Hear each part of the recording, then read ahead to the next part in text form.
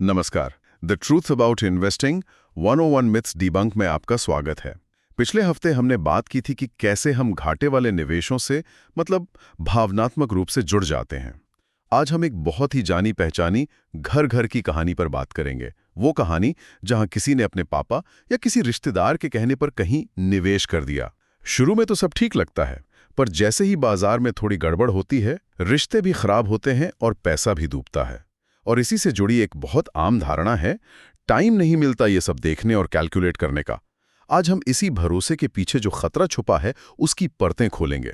बिल्कुल। हम सब अपने वित्तीय लक्ष्यों के लिए बहुत मेहनत करते हैं। हम चाहते हैं कि भविष्य में हमारा पैसा हमारे लिए काम करे, लेकिन जब उस पैसे की देखभाल की बात आती है, मतलब उसकी समीक्षा और गणना की, तो हम उसे टाल देते हैं। और यहीं से जन्म लेता है मिथ 15।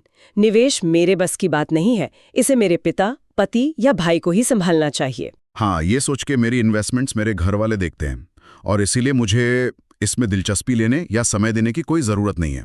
हम बस ये मान लेते हैं कि हमारे करीबी ही हमारे सबसे अच्छे फंड मैनेजर हैं। और ये एक बहुत बड़ा खतरा है। मुझे एक केस याद आता है। एक क्लाइंट थी, उनके भाई ने उनकी सारी रिटायरमेंट सेविंग्स कुछ बहुत ही हाई रिस्क स्टॉक्स में लगा दी थी, क्योंकि उन्हें लगता था कि वो एक्सपर्ट है। और नतीजा, पूरा रिटायरमेंट फंड लगभग ज़ीरो हो गया। तो यहाँ बात सिर्फ भरोसे की नहीं, काबिलियत की भी है। बाप रे, ये सुनकर तो डर लगता है। तो जब हम ये जिम्मेदारी किसी और को देते हैं तो असल में हम क्या-क्या गलतियां कर रहे होते हैं? इसमें दो बहुत बड़ी गलतियां होती हैं। पहली, हम अपनी व्यक्तिगत जोखिम क्षमता, जिसे हम रिस्क एपेटाइट कहते हैं, उसे पूरी तरह नज़रअंदाज कर देते हैं। और दूसरी, हम पोर्टफोलियो की समय पर समीक्षा ही नहीं करते। हमें पता ही नहीं चलता कि हमारा निवेश बाजार के मुकाबले कैसा प्रदर्शन कर रहा है। और फिर नतीजा ये होता है कि जब बाजार में कोई भी अनिश्चितता आती है, तो सबसे पहले हमारा ही पैसा डूबता है। आपने रिस्क एपेटाइट की बात की। ये एक ऐसा शब्द है जो हम बहुत सुनते हैं पर शायद पूरी तरह समझते नहीं हैं। इसे किसी आसान तरीके से समझा सकती हैं? हाँ, बिल्कुल। इसे समझने का एक बहुत सरल तरीका है। सोचिए, अगर आपका 10 लाख का पोर्टफोलियो एक हफ्ते में गिरकर 8 लाख का हो जाए, तो आपका पहला रिएक्शन क्या होगा? क्या आप घबराकर सब कुछ बेच देंगे या आप शांत रहकर इंतजार करेंगे? आपका जो भी जवाब है वही आपकी रिस्क प्रोफाइल का पहला संकेत है। अब हो सकता है आपके पिता या पति का रिएक्शन आपसे बिल्कुल अलग हो और वो आपके पैसों पर अपने रिस्क एपेटाइट के हिसाब से फैसले ले रहे हों। ये तो बहुत ही ज़रूरी बात है। तो अगर कोई इस स्थिति में पहले से ही है जहां उसके घर का कोई सदस्य ही सब कुछ संभाल रहा है, तो इससे बाहर निकलने का सही रास्ता क्या है? देखिए, समाधान है वित्तीय साक्षरता और आत्मनिर्भरता। अपने पैसों के बारे में सीखना तो शुरू करना ही होगा, लेकिन मैं समझती हूँ ये एक लंबी प्रक्रिया है।